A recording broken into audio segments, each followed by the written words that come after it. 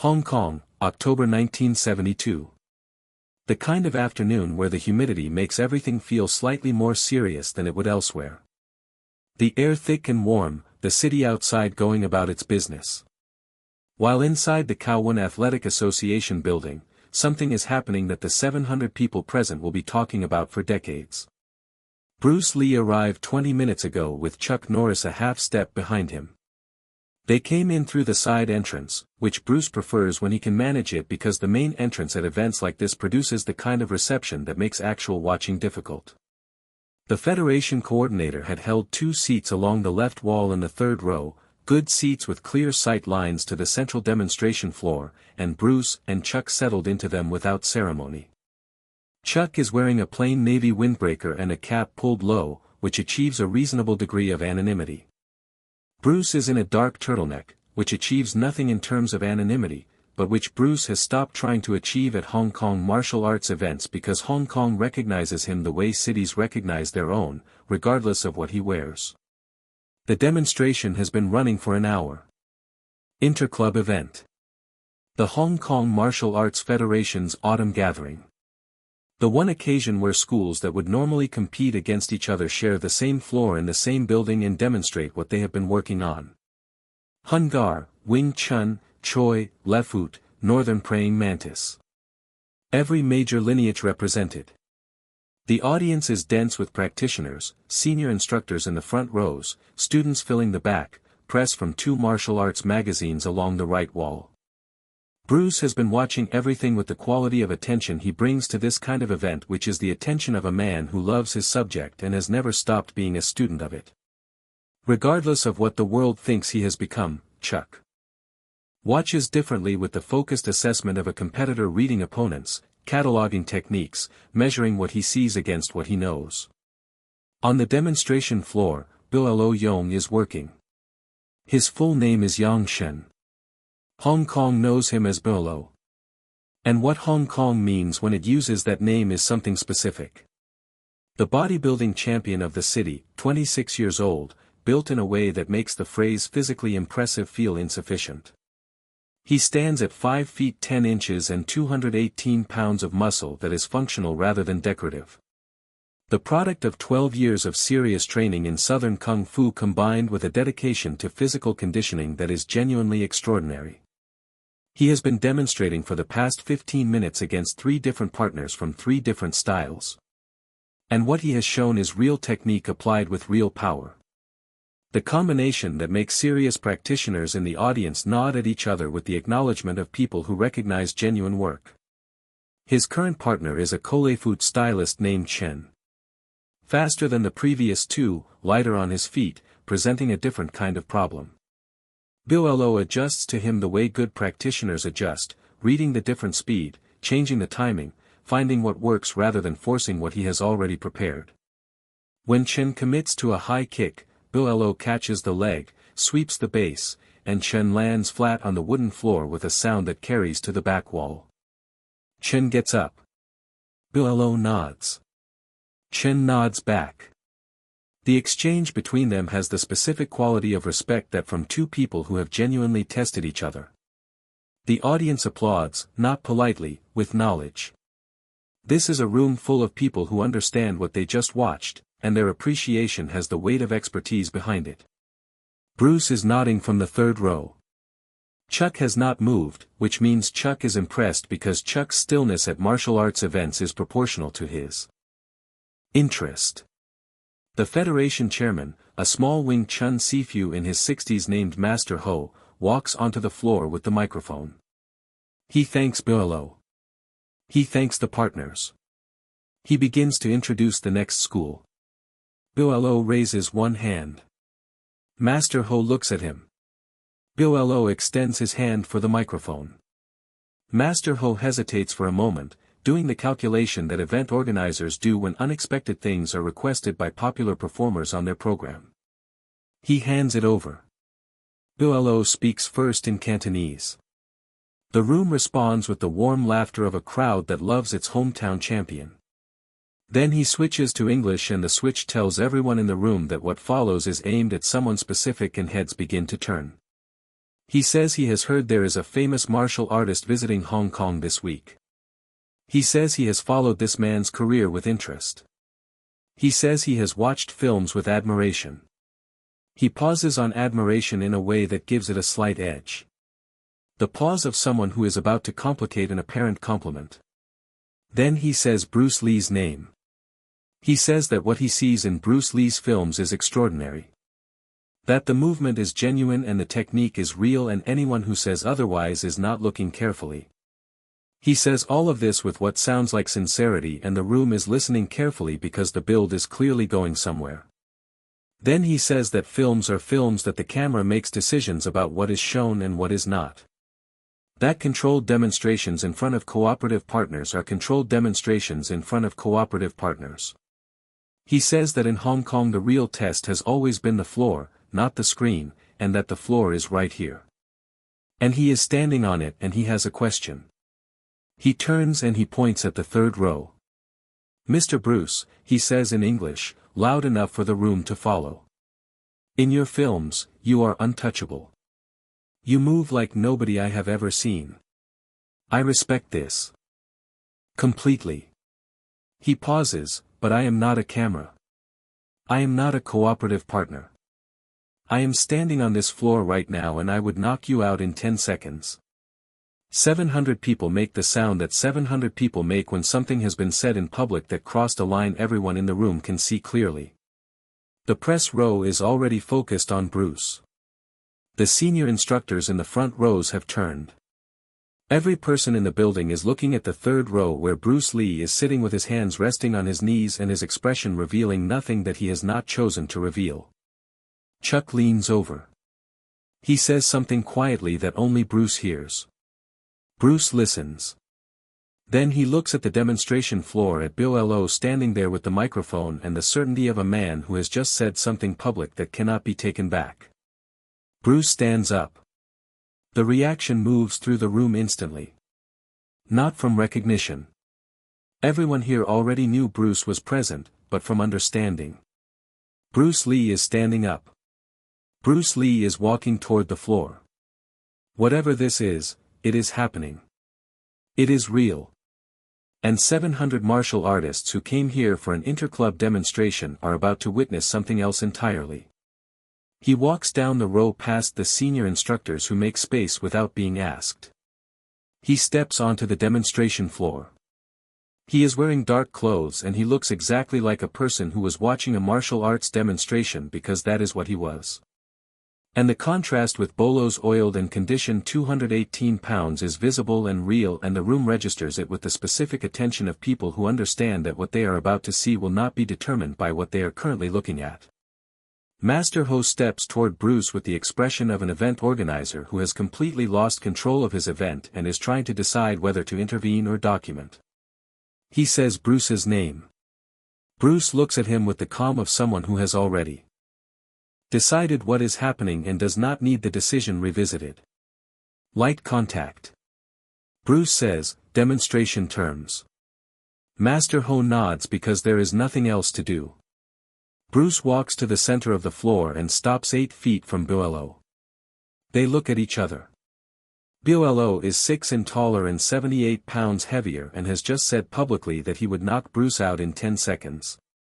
And standing here with Bruce Lee in front of him, he has the expression of a man whose public commitment is real and who has no intention of retreating from it. Bruce is reading. This is what he does before any physical exchange. He reads the person across from him the way serious practitioners read situations, not for what is obvious, but for what is true underneath what is obvious. What he reads is genuine. Real training, real power, real technique built over a long time with serious dedication. He also reads something else. The specific quality of someone who has spent their career as the most physically formidable person in every room they have entered and who has built assumptions on that foundation that have never been seriously tested. Bolo hands the microphone back to Master Ho. Master Ho steps to the side. He says the words he has to say about the demonstration being light contact and non-injurious. And he says them with the expression of a man who knows the words are correct and necessary and also knows they will not fully describe what is about to happen. Whenever you are ready, Bruce says. Bolo moves first. He comes forward with the Hungar entry that has worked for him all afternoon. The wide southern stance, the bridge strike loaded and ready. 218 pounds of committed forward motion that has put two experienced practitioners on the floor in the last 20 minutes. Genuinely fast for his size and his build, which is what 12 years of serious training produces, he comes forward with real intention. Bruce moves at a 45 degrees angle, not backward, sideways, a step that removes him from the path of everything Bolo's forward momentum was aimed at. As Bolo's lead shoulder passes him, Bruce's right hand comes out and touches Bolo's forearm. Not a strike, a placement, a point of contact that redirects Bolo's momentum half a degree without stopping it. And Bolo's committed forward drive carries him 2 steps past where Bruce was standing. 3 seconds, Bolo resets. He is not rattled. He is too experienced to be rattled by missing. He adjusts and comes again, this time with the southern hook that put Lamb against the wall earlier. The technique loaded from the hip with full torso rotation behind it, the technique that carries the weight of 12 years of horse stance conditioning. Bruce slips it. His head moves 4 inches to the right. The hook passes through the air where his jaw was a moment earlier. And as Bolo's torso completes the rotation, Bruce's left hand touches his shoulder lightly. Another placement. Another demonstration of exactly where Bolo's committed technique leaves him open.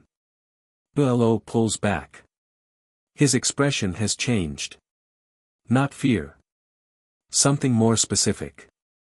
The focused recalibration of a serious practitioner who has encountered something their training did not fully prepare them for and who is trying to identify what it is. The 700 people in the room have gone very quiet. The senior instructors in the front rows are watching with the specific attention of people who can see what is happening technically and who understand its significance. The students in the back are watching with the simpler attention of people who know something important is happening without yet fully understanding what it is. Bolo changes approach. He closes distance with both hands reaching, trying to establish contact, trying to use his physical advantages in a way that requires actually getting his hands on Bruce rather than sending techniques toward him. He lunges committed everything behind it. Bruce steps inside, not back, not sideways, forward, which is the answer that Bolo's lunge does not prepare for, and Bolo's grab closes on empty air over Bruce's shoulder. Bruce's hand comes up, palm open, and places itself lightly against Bolo's throat. A placement held for 1 count, the open palm against the throat of a man with an 18 inches neck, touching it with less force than a handshake, demonstrating with complete clarity exactly where Bolo's committed technique has left him. 10 seconds total. Bruce holds the palm for 1 count. Then he lowers it. He steps back. His hands come down to his sides. He looks at Bolo with an expression that contains no triumph and no condescension and no performance of any kind. Just the calm of someone who has answered a question that was asked. The room is silent for 3 full seconds. Then the senior Hungarif in the front row stands up. He begins to applaud. The Wing Chun Sifu beside him stands. The press row stands. Row by row, 700 people in the Kowloon Athletic Association building rise and give Bruce Lee the applause that the room gives when it watched something it will be discussing for years. In the 3rd row, Chuck Norris has not moved. He watches Bruce walk back across the floor with the expression of a man who expected exactly this and found it satisfying not because he was right, but because what is right has been demonstrated. Bolo stands in the center of the floor. He is breathing harder than he was 30 seconds ago. He looks at the microphone in Master Ho's hand for a moment. Then he walks across the floor to where Bruce is stopped at the edge. Bolo bows. It is not the bow of martial arts ritual. The formal acknowledgement of an exchange. It is a different bow. The bow a person gives when something real has passed between them and language is not adequate to carry it. Bruce returns it. Master Ho stands at the microphone making the announcement that the program will continue. And the program does continue. And the Northern Praying Mantis demonstration happens and the other schools take their turns on. The floor. But every person in the building knows that the demonstration ended 10 seconds ago and everything that follows is something else. That evening, 3 men sit at a corner table in a restaurant on Nathan Road. Bruce Lee, Chuck Norris, Bolo Yeung. They eat and they talk, and the conversation has the quality that conversations have when the people in them have been through something together that redistributed the usual social weights. Bolo asks Chuck about American tournament structure, about what the point systems is actually measuring and what it is not measuring. Chuck answers honestly the way he always answers questions about his own discipline, which is with the specific knowledge of someone who has both succeeded within a system and thought seriously about its limitations. Chuck asks Bolo about the horse stance conditioning, about what 12 years of serious hunger does to the lower body, about the mechanical difference between generating power from that base versus generating it from a more mobile stance. Bolo answers with the patience of someone who loves his subject and is talking to someone worth explaining it to. Bruce sits between them and translates when the English runs out, which it does periodically. And the translation has a quality of care in it, making sure what Bolo means reaches Chuck and what Chuck means reaches Bolo. Not just the words, but the actual meaning underneath them. At one point, Bolo asks through Bruce the question he could not ask on the demonstration floor. He asks what Bruce was looking at during those 10 seconds. Not at his techniques, not at his hands, obviously, not at his size. What was he actually looking at? Bruce thinks about this before answering. He says he was looking at Bolo's shoulders. He says the shoulders carry the intention of the body before the body has expressed it. That in the half second before a technique commits, the shoulders have already said where the technique is going and how it is loaded. He says. That half second is all the time he needed. Bolo does not say anything for a long time. He is sitting with this, working it through, checking it against his internal experience of what he was doing and what Bruce appeared to see. Then he picks up his glass and drinks. Later in the evening, after the food is mostly gone and the conversation has moved through technique into other things, Bolo asks Bruce why he had come to the Federation demonstration without telling anyone why he had chosen that event specifically. Bruce smiles. He says he had a feeling about it. He says he had watched Bolo train before, had seen the talent, had understood what Bolo could become.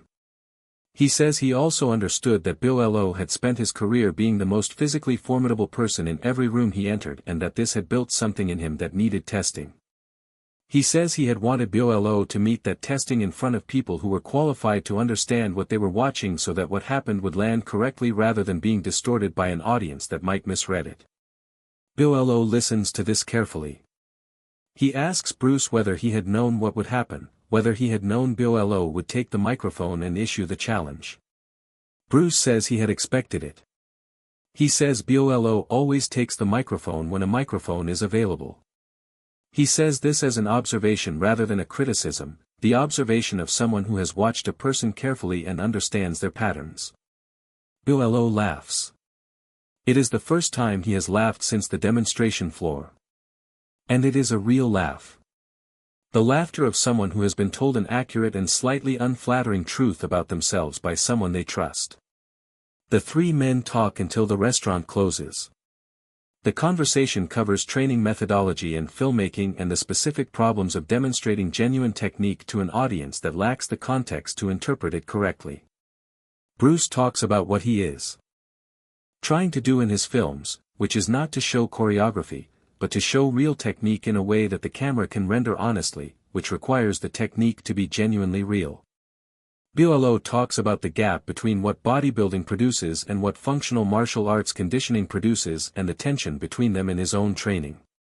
Chuck talks about the specific problem of maintaining genuine martial arts development while also maintaining a film career which has different requirements and different incentives and pulls in directions that require constant conscious management. The conversation is the kind that happens between people who share a serious subject and have found themselves in a context where the usual social performances are unnecessary. It is direct and specific and occasionally uncomfortable and completely worth having. 8 months later, Bruce Lee is gone. 32 years old. July 1973. The world receives this in waves. The way it receives things that are genuinely impossible to believe at first. The first wave is disbelief. The second is grief. The third, which takes longer, is the gradual understanding of the scale of what has been lost, which is something that people are still measuring decades later. The funeral is in Hong Kong. Bolo Yeung is there. Chuck Norris is there, having flown from Los Angeles. They sit 2 rows apart in a small chapel in Kowloon. They acknowledge each other across the distance between their seats with the nod of people who have something significant in common and who understand that the significance does not require words in this particular moment. Neither of them speaks about the October evening in the restaurant on Nathan Road or about the afternoon in the Federation Building or about the 10 seconds on the demonstration floor. There is nothing to say about it that the silence between them does not already carry more completely. In the years that follow, Bolo Yeung becomes an international figure.